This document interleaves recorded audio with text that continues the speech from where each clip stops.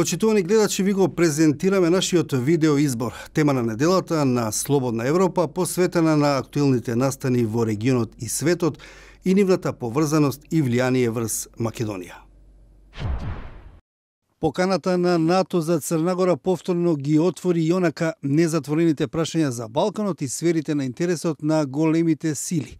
Најновите геостратегиски позиционирања спрема конфликтот во Сирија и борбата против милитантите на Исламската држава само го усложнуваат мозаикот на можните тензии, опасности и прегрупирања на силите на Балканот.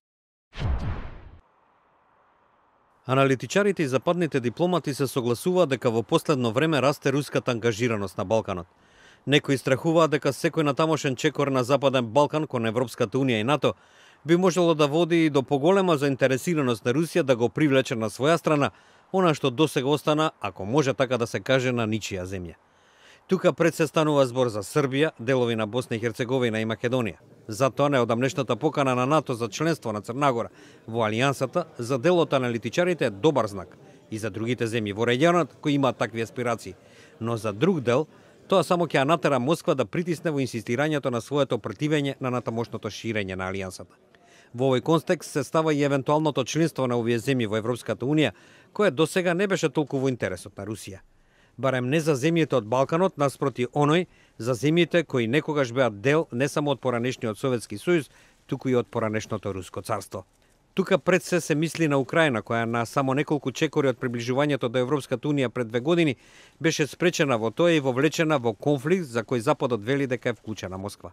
Најновите геостратегиски позиционирања спрема конфликтот во Сирија и борбата против милитантите на Исламската држава само го усложнуваат мозаикот на можните тензии, опасности и прегрупирања на силите на Балканот.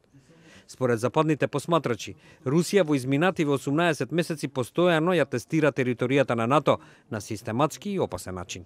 Соборувањето на рускиот авион од една членка на НАТО, Турција, само покажа колку може да се биде на работа од нов светски конфликт. Она што најмногу загрижува е поширокиот политички контекст. Руското тестирање е во рамките на основното политичко несогласување меѓу Русија и Западот околу иднината на Европа. Од руска страна голем број официјални представници се чини веруваат дека западната политика има за цел соборување на рускиот претседател Владимир Путин и слабење на руската држава. Многумина на Западот, од друга страна, веруваат дека Русија сака промена на европскиот поредок преку потреба на сила во незиниот источен дел и преку обезбедување финансиски средства за политички партии кои се непријателски расположени спрема Европската унија и НАТО. Без оглед дали се разгорува нова студена војна, едно е сигурно. Постои конфронтација во која двете страни стануваат свесни дека во прашање се нивните фундаментални интереси. Иако ниту едно од нив не го тврди тоа, јасно е дека руската војска сега се подготвува за конфронтирање со НАТО, како што НАТО се подготвува за конфронтација со Русија. Влезот на Црнагора нема да зголеми војната подготвеност на Алијансата, но ја потврди нервозата на Москва во врска со ваквото нејзино однесување. Русија ги има сите историски, етнички, верски и културни основи да ја смета Црнагора за своја блиска и пријателска земја. Одлуката за влез во НАТО е нејзин избор, но имаме секакво право да сметаме за погрешна, оцени председателот на Комитетот за меѓународни односи на Советот на Федерацијата, односно Горниот дом на Рускиот парламент, Константин Косанчев. Иста и оценката на председателот на Комитетот за надворешни односи на Државната дума, Долниот дом на парламентот, Алексеј Пушков. Гледаме како Црнагора вештачки е повлечена во НАТО. Тоа е директно кршење на правото на народот да решава за својата судбина, рече тој, наведувајќи дека голем дел од црногорците не биле за влез во НАТО.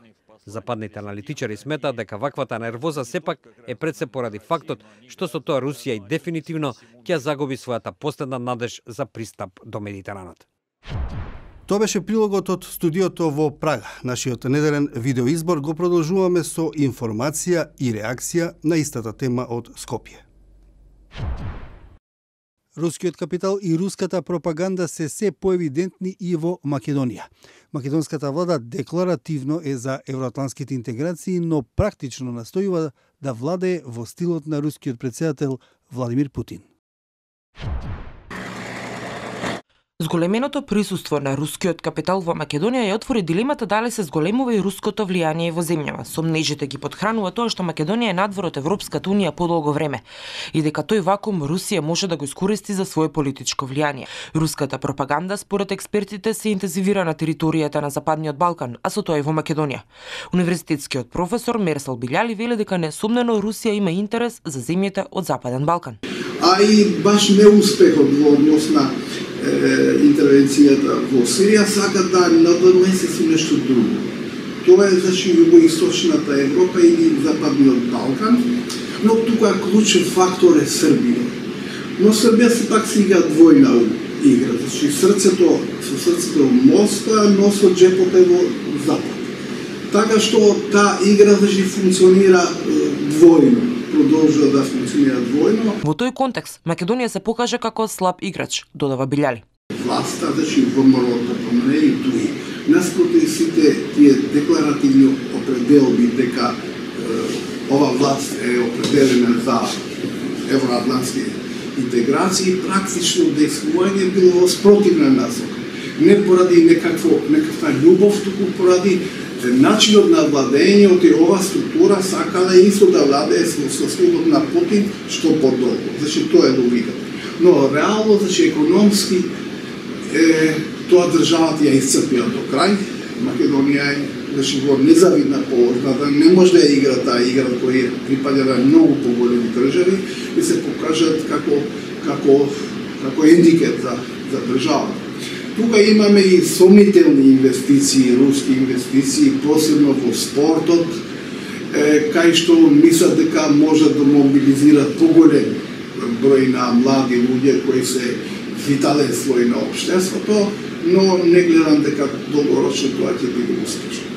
Во врска со инвестициите во последниот период, рускиот бизнисмен Сергеј Самсоненко последниве години постојано ја шири својата бизнис империја во Македонија. Откако стана собственик на фудбалскиот и ракометен клуб Вардар во соработка со општината Аеродром ја изгради салата Јане Сандански и хотелот Русија, а во меѓувреме стани донатор за изградба на првата руска црква. Тој лани се појави во 2 предизборни реклами на водачката ВМРО ДПМН. Руската компанија Лукойл првата бензинска ја отвори во 2006 година и досега се прошири на вкупно 28 локации. Во земјава присутни се и компаниите Синтезис Груп, Солве Гришко и Протек, а рускиот капитал е влезен и во гасната електрана Тето и рудниците Бучим и Саса. А во јавноста се шпекулира дека зад Балкан Енерджи Груп стојат руски пари со потекло од Белизе. Билјали додава дека не треба да се занемари влезот на руското влијание преку медиумите на мала врата. Мислам дека таа е влезена во некоја Америка и не случајно се случува ова што се случува, но долгорочно мислам дека тоа е многу штетно за државата. Ја следевте видеотемата на неделата на Слободна Европа. Следете не повторно секој петок на нашата интернет страница slobodnaevropa.mk.